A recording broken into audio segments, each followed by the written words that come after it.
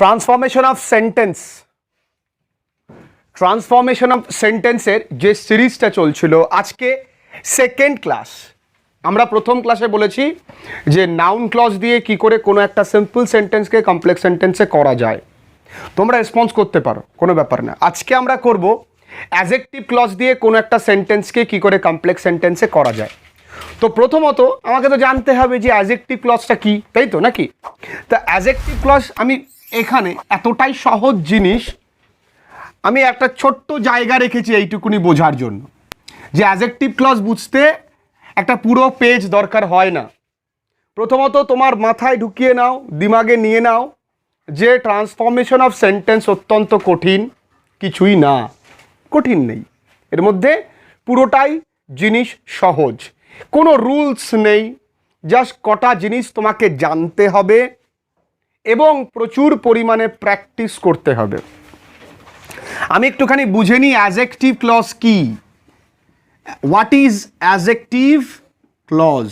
আমরা আজকে adjective clause দিয়ে কাজ করব। তাহলে আমরা মেকিং কমপ্লেক্স, তাই তো, আমরা কমপ্লেক্স সেন্টেন্স করব নাকি? আমরা কমপ্লেক্স সেন্টেন্স করব কি দিয়ে? অ্যাডজেক্টিভ ক্লজ দিয়ে। ইট ইজ নট অ্যাডজেক্টিভ, আমি বহুবার বলেছি, অ্যাডজেক্টিভ ক্লজ দিয়ে করব। এবার একটুখানি আসি অ্যাডজেক্টিভ ক্লজ বিষয়টা কি। যদি বলি হি is a boy who is tall, এখানে প্রথমটা প্রিন্সিপাল ক্লজ, তারপর একটা সাবঅর্ডিনেট ক্লজ, তাই তো? প্রথমেরটা পিসি আমি বলেছি, তারপরেরটা কি এসসি। এসসির ভাগ কোনটা? এটা এসসির মধ্যে অ্যাডজেক্টিভ ক্লজে পড়ছে। এবার প্রশ্ন, এইটুকুনির মধ্যে অ্যাডজেক্টিভ ক্লজ দাদা আপনি কি বোঝালেন? অ্যাডজেক্টিভ ক্লজ বুঝতে গেলে আগে তোমাকে অ্যাডজেক্টিভ কথাটা বুঝতে হবে যে অ্যাডজেক্টিভ কি। অ্যাডজেক্টিভ এমন একটা জিনিস যেটা নাউনটা কেমন, নাউনটা ভালো মন্দ, তারপরে উঁচু নিচু, যাই হোক নাউনের দোষ গুণ বিচার করে। দেখো এখানে প্রত্যেকটা জায়গায় he is a happy man, ম্যানটা কেমন সেটা বলেছে, পেনটা কেমন সেটা বলেছে, হর্সেসগুলো কোথাকার, অ্যারাবিয়ান, বক্সটা কেমন, নার্সটা কেমন, ট্রেইনড। আচ্ছা এখানে ফ্রেন্ড কেমন, যাকে বিশ্বাস করা যায়। আচ্ছা রুটটা কেমন, শর্টেস্ট, সাইলেন্সটা কেমন, আনন্যাচুরাল। তাহলে প্রত্যেকটা শব্দ দেখো, ব্যতিক্রম তো অবশ্যই থাকবে, এটা ব্যতিক্রম। প্রত্যেকটা শব্দ মূলত কি এই নাউনগুলোকে কোয়ালিফাই করছে। কোনগুলোকে? এই নাউনগুলোকে কোয়ালিফাই করছে। এবার যদি নাউনটা ব্যক্তি হয়, যদি নাউনটা কি হয়, ব্যক্তি, কোনো একটা সজীব বস্তু, কোনো মানুষ, তাহলে সেখানে আমাকে হু লিখতে হবে। কি লিখতে হবে? হু। তাহলে লিঙ্কার্স হিসেবে আমি কি কি ব্যবহার করতে পারি? যদি সজীব হয় তাহলে আমি কি লিখব? হু, কোনো ব্যক্তি মানুষ। যদি কোনো পশু হয়, পশু হয়, পাখি হয়, কোনো বস্তু হয়, তাহলে আমাকে লিখতে হবে হুইচ। আরো দুটো লিঙ্কারের ব্যবহার আছে, হুম, হুজ, আবার দ্যাটকেও আমরা মাঝে মাঝে লিখতে পারি। তো এইগুলো হচ্ছে আর কি লিঙ্কার্স। তবে প্রচুর পরিমাণে যেটা ব্যবহৃত হয় সেটা হচ্ছে এই তিনটে। এই তিনটে জানলে তোমাদের আর জানার প্রয়োজন হবে না। তবে ব্যতিক্রম তো সমস্ত গ্রামারেই থাকে, থাকে তো। তা আমরা এবার প্রত্যেকটা উদাহরণকে ইন ডিটেইলে যদি আলোচনা করি, দেখবো আমরা পারছি করতে। প্রথম প্রশ্ন বলেছে হি ইজ আ হ্যাপি ম্যান, তাহলে সে ম্যানটা কেমন? হ্যাপি। তাহলে আগে হ্যাপিটা তো অ্যাডজেক্টিভ আমরা বুঝতে পেরেছি, হ্যাপিটাকে বাদ দিয়ে আমরা লিখি হি ইজ এ ম্যান। সহজ থেকে শুরু করব, এরপরে আমরা ইন্টারমিডিয়েট এবং অ্যাডভান্স লেভেলেও করব আজকেই। হি is a man who is happy. এটা প্রমাণ করবে যে আমি আগের ক্লজটা কোন টেন্সে লিখেছি। আগের ক্লজটা কোন টেন্সে আছে? প্রেজেন্ট টেন্সে আছে। তাহলে এটাও কোন টেন্সে হবে? Present tense. তাহলে হু ইজ হ্যাপি। কঠিন লাগলো? যদি বলি she is a brilliant student, তাহলে কি হবে? She is a student who is brilliant. Okay, I know a studious boy, আমি জানি একটা স্টুডিয়াস ছেলেকে, পড়াকু ছেলে। তাহলে I know a boy who is studious. কঠিন? কঠিন কিন্তু কিচ্ছু নেই। নাম্বার 2 বলেছে I bought a costly pen. এই পেনটা ব্যক্তি না বস্তু? তাহলে আমার এখানে হু আসবে না হুইচ আসবে? তাহলে একই রকম নিয়ম, I bought a pen which, বলো এখানে ইজ হবে না ওয়াজ হবে? কেন? এই বটটা কোন টেন্সে আছে? তাহলে হুইচ ওয়াজ কস্টলি, যেটা দামি। কঠিন? এবার দেখো এই দুটোর মতন কিন্তু আর এইটা নেই। Arabian horse's R much in demand, মানে আরব দেশের হর্স ঘোড়াগুলো অত্যন্ত ডিমান্ডেবল, তাই তো? তাহলে আমি কি করতে পারি এখানে? আগে হর্সটা লিখব, হর্সেস। এটা কোন টেন্সে আছে? প্রেজেন্ট টেন্সে। তাহলে হর্স কি মানুষ তো না, আমি বলেছি পশু পাখি হলে কি লিখবো? তাহলে এখানে ছোট্ট করে হুইচের নিচে কিন্তু আমরা পশু পাখি কথাটা লিখে রাখবো, কেন? আমাদের বোঝার জন্য। সবাই যে সব রকমভাবে ব্রেন নিয়ে জন্মাবে তা নয়। তুই সবাই, প্রত্যেকটা স্টুডেন্ট ভালো হতে পারে যদি তার মধ্যে একটা জিনিস থাকে, ইচ্ছে। আর যতক্ষণ ক্লাসে থাকবা, তোরা যতক্ষণ ক্লাসে থাকবি ততক্ষণ তোদের মনটা আমার এই বোর্ডের দিকে এবং আমার কথার প্রতি থাকবে। প্রত্যেকে বুঝতে পারবি। ওপরের দুটো তোরা সবাই বুঝতে পেরেছিস? ইয়েস অর নো বল লাউডলি। তাহলে নিচেরটাও বুঝতে পারবি। বলেছি অ্যারাবিয়ান হর্সেস, তাহলে ঘোড়াগুলো কোথাকার? অ্যারাবিয়ান। তাহলে হর্সেস হুইচ, তাই না? অনেকগুলো আছে, তাহলে কি হবে? আর হুইচ আর ফ্রম অ্যারাবিয়া, যেগুলো কোথা থেকে এসছে?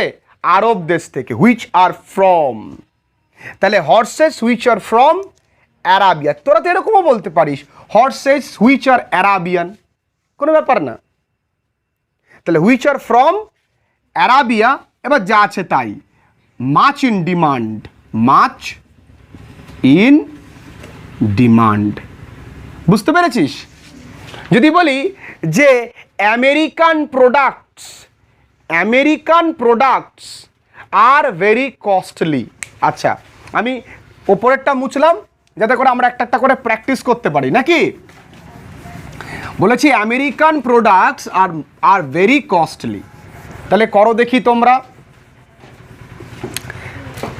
আমেরিকান প্রোডাক্টস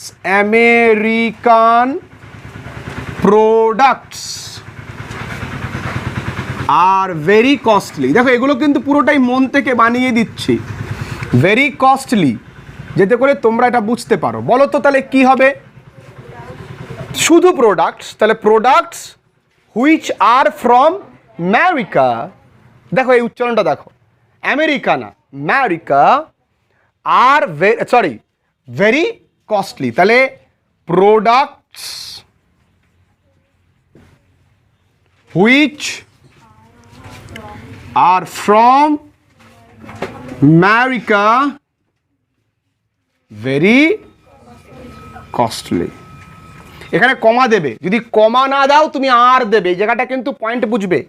তুমি যদি এখানে কমা না দাও তাহলে তোমাকে আরেকবার আর লিখতে হবে, কারণ আমরা ওই অ্যাপোজিশনে করেছিলাম, মনে করে দেখো।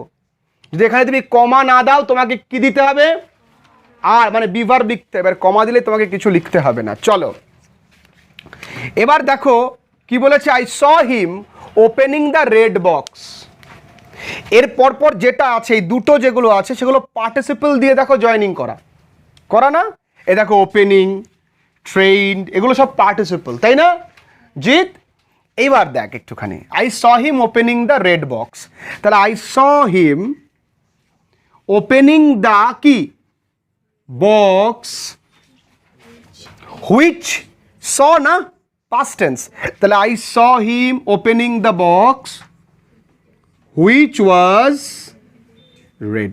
আমাকে বলেছে অ্যাডজেক্টিভ ক্লজ দিয়ে করতে, সুতরাং আমি এখানে আর কিছু করতে পারবো না। যদি শুধু কমপ্লেক্সে বলতো আমি অ্যাডভার্ব ক্লজে করতে পারতাম, I saw him when he was opening the red box করতে পারতাম, ঠিক আছে? বা when he open the red box. আচ্ছা, এরপরে আসো, trained nurse can treat a patient well. একজন ট্রেন বা প্রশিক্ষিত নার্সই একটা পেশেন্টকে ভালো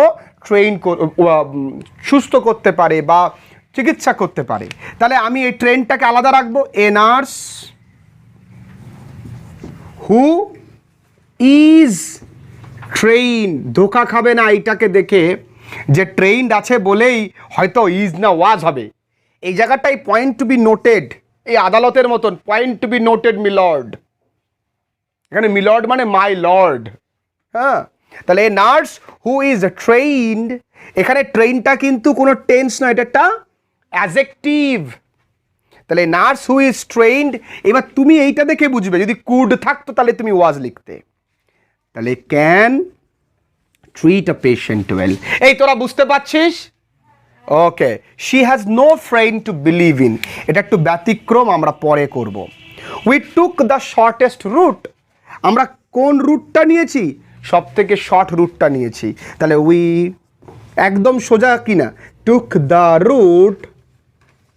এই এটা কোন টেন্সে আছে? টুক মানে কোন টেন্স? Past tense. তাহলে হুইচ ওয়াজ শর্টেস্ট, SHORTEST। তবে এখানে একটু দেখো ফাঁকা রেখেছি, ইএসটি যুক্ত শব্দের আগে তোমাকে কি লিখতে হয়? দা লিখতে হয়। Which was the shortest, which was the shortest, কিচ্ছু কঠিন নেই। একই রকম ভাবে দেয়ার ওয়াজ অ্যান আনন্যাচারাল সাইলেন্স, সাইলেন্সটা কেমন? এখানে লক্ষ্য রাখতে হবে, এইখানে সাইলেন্সটা আনন্যাচারাল ছিল বলে অ্যান লিখেছি, কিন্তু যখন উত্তর করব দেয়ার ওয়াজ এ সাইলেন্স, দেখো এখানে আমি কিন্তু এ সাইলেন্স লিখছি, এখানে আমি অ্যান লিখবো না, কারণ এসটা তো কনসোনেন্ট। তাহলে দেয়ার ওয়াজ এ সাইলেন্স, সাইলেন্সটা ব্যক্তি নয়। তাহলে হুইচ ওয়াজ কি? আনন্যাচারাল। বলো, বুঝতে পেরেছো? Which was unnatural. ক্লিয়ার?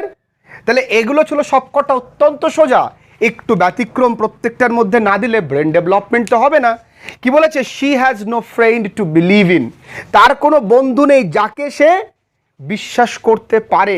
আচ্ছা, যাকে ইংরেজি কি? যে মানে হু, আর যাকে ইংরেজি কি? হুম। Very good. তাহলে শি হ্যাজ নো ফ্রেন্ড, যা আছে তাই, এই টু এর জায়গায় লিখতে পারো হুম শি বিলিভ হবে না বিলিভস হবে? বলো তো, বিলিভস হবে, কারণ এটা কি? Third person singular number. তাহলে she has no friend whom she believes in. কঠিন? তাহলে টু থাকলে আমাকে একটু লক্ষ্য রাখতে হবে যে এখানে হুম ব্যাপারটা আসছে, কেন আসছে? যাকে। ওকে, তো এখানে কিন্তু এই কটাতে আমরা নয়, আমরা আরও একটা সেট করব related to making complex by using adjective clause. ঠিক আছে, তোমরা দেখো, বুঝতে না পারলে এক্ষুনি প্রশ্ন করবে আমায়। চলো দেখে নাও 8 দাগের প্রশ্ন কি বলেছে। প্রশ্নে বলেছে the hungry man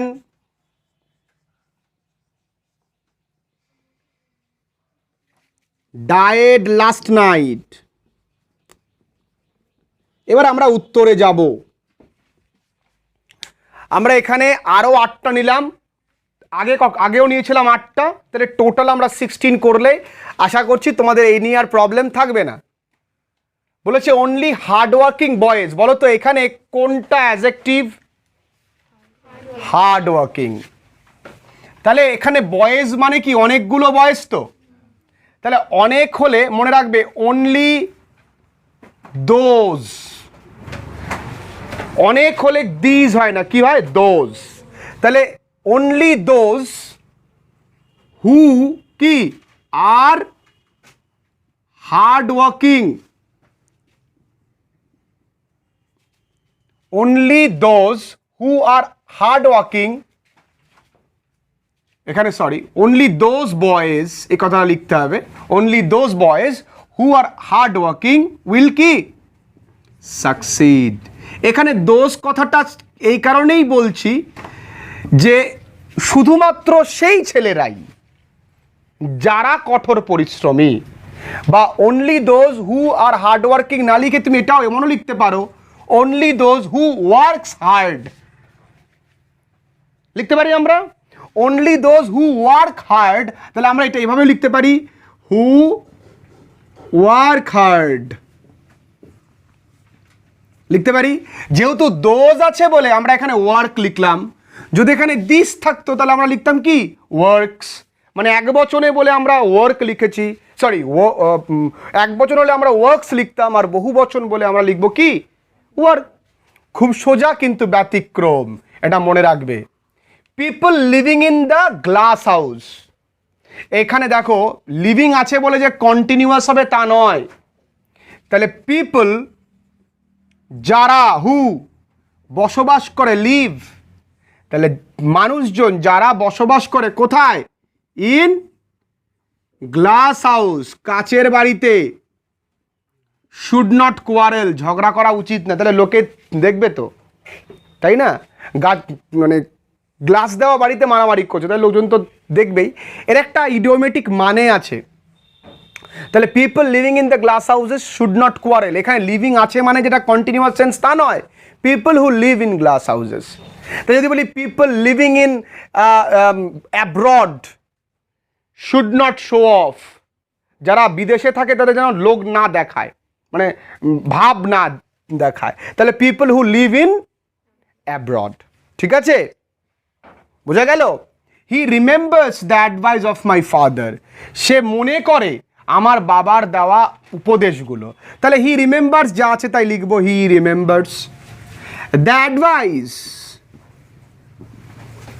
advice which যেইটা মাই ফাদার আমার বাবা দিয়েছিল, গেভ হিম তাকে দিয়েছিল, which my father gave him, এটাও কি ব্যতিক্রম তো। তাহলে he remembers the advice which my father gave him, তুমি এইভাবেও লিখতে পারো এইটাকে যে which was given by my father, এইভাবেও তোমরা কিন্তু লিখতে পারো বন্ধুরা, which was given by my father, যেটা আমার বাবার দ্বারা দেওয়া হয়েছিল। এবার প্রশ্ন, আচ্ছা স্যার এইখানে আছে রিমেম্বার্স আর আপনি লিখলেন ওয়াজ, এটা তো ঠিক না। কেন লিখলাম? কারণ সে মনে করে, বর্তমানে মনে করে আমার বাবার উপদেশ, তাহলে বাবা তো এখন উপদেশ দিয়েছে আর সেটাই এখন মনে করবে না। আমরা কোন জিনিসকে মনে করি? যেটা আগে ঘটে গেছে সেটাকেই মনে করি, আমরা অতীতকে মনে করি। আমরা কি বর্তমানকে মনে করি? আমরা বর্তমানকে এনজয় করি, অতীতকে মনে করি। স্মৃতি কাকে বলে? যেটা অতীতে ঘটে গেছে। ঠিক আছে, সেই কারণে দিলাম which. Pure souls can reach to heaven, বলেছে শুদ্ধ আত্মা এই স্বর্গে পৌঁছাতে পারে। তাহলে কি পৌঁছাতে পারে?